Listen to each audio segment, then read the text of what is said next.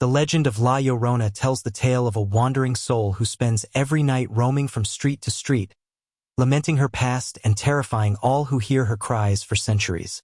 After the conquest was completed in the mid-16th century, the residents of Mexico City would take refuge in their homes before curfew, signaled each night by the bells of the first cathedral.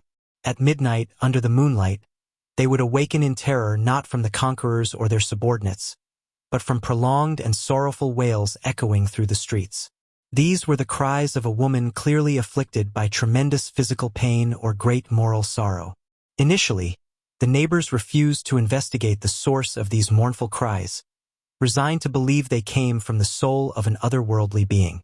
However, as the cries repeated night after night, some brave souls dared to see for themselves what was causing them. Peering cautiously from doors, windows, and balconies, they eventually ventured into the streets. In the deep silence of those dark nights, made even more eerie by the moon's light, they discovered the source of the agonizing cries. A woman dressed in white, her face hidden by a thick veil.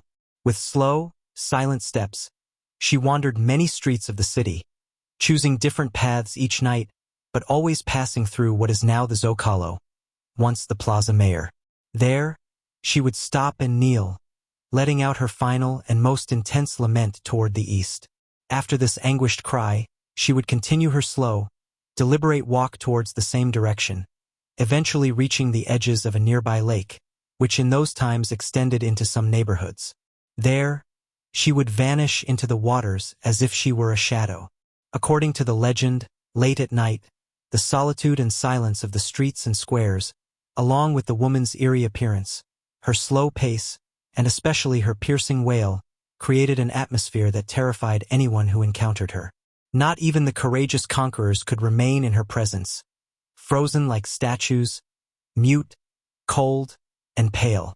The bravest souls attempted to follow her from a distance when the moonlight allowed, but they could only watch as she disappeared into the lake, seeming to live within the water, never knowing who she was or where she went.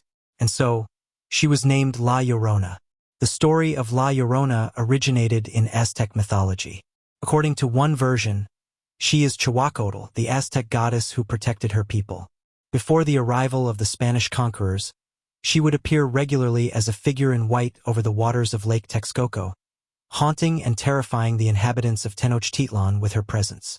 In popular belief, La Llorona is often described as a single mother who, in despair over her situation, chose to end the life of her child.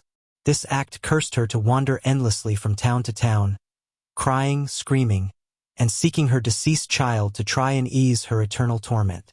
Although the legend of La Llorona began in Mexico City, it quickly spread to other parts of the country. In some villages, rumors suggest she was a young woman deeply in love who died just before her wedding, forever carrying a white rose crown she never got to wear to her betrothed. In other neighborhoods, she is believed to be a grieving mother searching for her orphan children. Some tales claim she is a mother who drowned one of her children and now searches the night in ravines, lakes, or streams, her cries echoing in prolonged, piercing laments. Another depiction describes her as a tall woman with a ghastly figure and disheveled hair, wearing a long white dress and carrying a deathly visage, cradling a dead baby in her long, thin arms.